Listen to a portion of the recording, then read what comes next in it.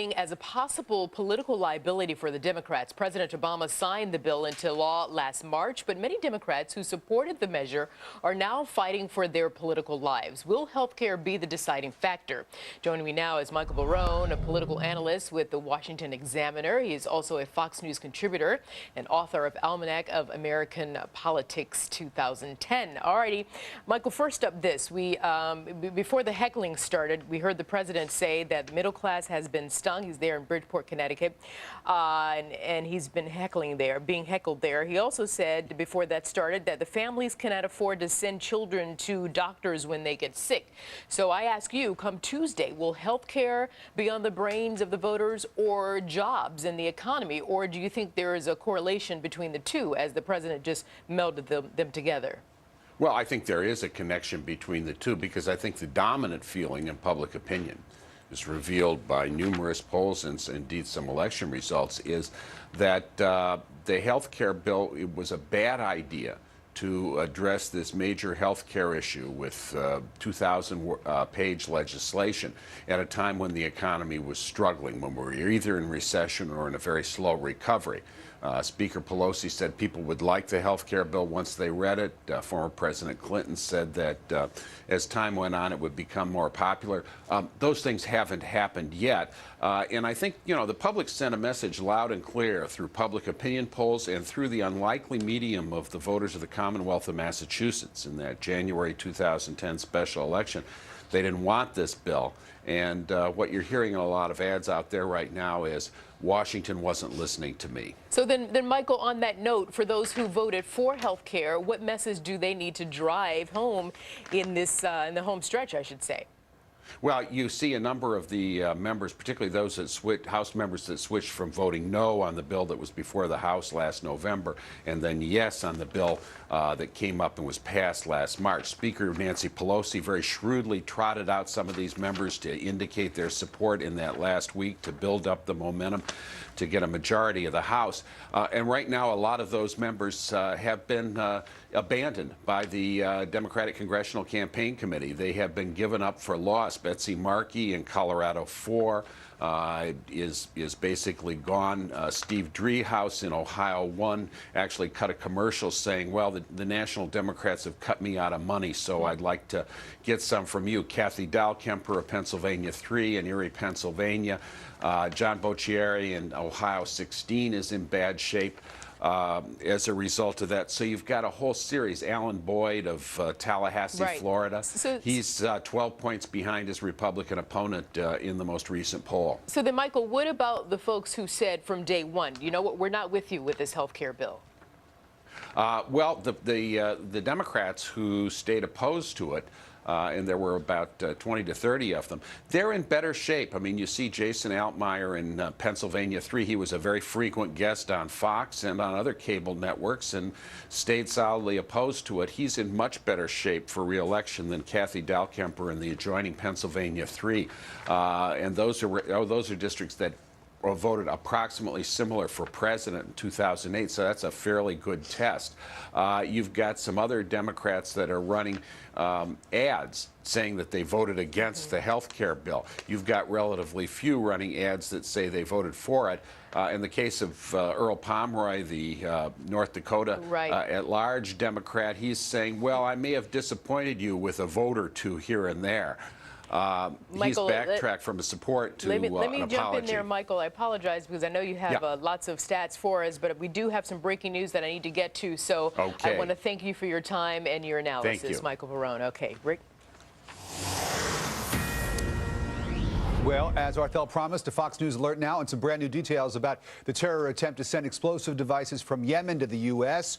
We are now learning just how powerful the explosives hidden in ink cartridges and placed on cargo planes actually were. Catherine Herridge live from Washington. Catherine, so what are we learning about these explosives? Well, Rick, thank you. Senior British officials say the device that was picked up north of London was, quote, a viable explosive. Fox News has learned that both devices, one recovered in Britain and the other in Dubai, contain a printer cartridge with the explosive PETN. This is the same explosive used in the underwear bomb that failed to detonate last Christmas over Detroit. And a senior member of Congress briefed on the investigation says law enforcement believes these devices were more powerful. The quality and the power of the explosive that was found in England is more powerful, far more powerful than the one that Abdul Muttalib had on Christmas Day on the jet landing going into Detroit. So it shows that this was not a dry run. We've also learned the devices are being searched for DNA evidence, fibers, and hairs to link them to the bomb maker. The working theory, I'm told, is that the devices were made by the same person. Rick. We heard about an arrest today, Catherine, in Yemen. What's the status of that? Well, Yemeni government sources confirmed to Fox that a woman was arrested. She's suspected of sending the two package bombs that were addressed to Jewish groups in Chicago. The Yemeni president told reporters today that the U.S. and the United Arab Emirates, where the packages were intercepted, provided his government with the information that led to this arrest, though U.S. lawmakers are cautious. There's I think, a certain concern that they just may have been rushing to make an arrest to sort of take some of the heat off themselves. And so, but again, on the other hand, it could be a perfectly valid arrest, and this person could be a central part in the plot. U.S. counterterrorism officials say all signals still point to an al-Qaeda plot and one that was led by the group in Yemen. Rick. Catherine Herridge in Washington, thank you very much. Joining us now is Jamie Smith. Jamie is a former CIA officer and Air Marshal instructor. He is also the CEO of SCG International. That's a global security firm. And we're glad to see you, Jamie. So what does your gut tell you about this arrest today in Yemen? Hey, Rick. Well, I agree with Congressman King that, you know, this may be a case of somebody, you've heard of being thrown under the bus. This may be a case of someone who's been thrown under the camel, because we have a lot of aid that goes to Yemen, and they received a phone call from the administration yesterday, and then today they suddenly have an arrest. So this, you know, we need to wait and kind of hold judgment here to find out what the evidence actually is that supports the arrest.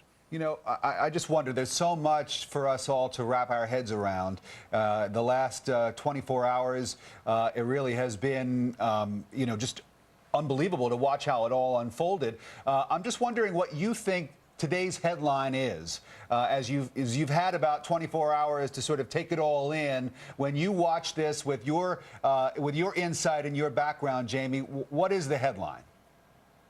I think it's actually two, Rick. One is that the intelligence and security systems are working. You know, we've had 9 years where we've not had an attack, and the intelligence and security system works. The British intelligence officer received information from the Saudis. That led to location of the packages, and then those packages in the plot was tracked. And so I think that's point number one. You know, the second point, you know, as it relates to the, you know, to this is, you know, it's really a matter of looking at the way in which we were able to thwart their attack. And the second point is that al-Qaeda is taking more of an opportunistic, they're not getting into the larger plots, and they're sending messages out to their people saying, look, we're not going to do these grand plots, these large schemes. We're going to try, but it's not working right now because they've thwarted us for 9 years. So the second concept here is that al-Qaeda's tactics have shifted to taking these opportunistic, like the Fort Hood shooting and sending things through the mail. They're going to, but that's harder for us to detect. I mean, that's a tougher thing for us to detect. But it also, the good side of it is, it does not lead to mass casualties like a 9/11. So, you know, the two concepts we need to focus on: the system is working. The intelligence sharing and security systems are working. And number two, al-Qaeda has shifted their tactics. And that's a good thing for us to keep in mind. I remember President Bush always saying that that we have to be right every single time. The terrorists only have to be right once. Thankfully, we were right on this the last couple of days with help from the Saudis and from the Brits as well. Jamie Smith, the CEO of SCG International, global security firm. Always good to talk to you, Jamie. Thanks so much. Thanks, Rick. All righty, Rick. Well, Election Day may bring the end of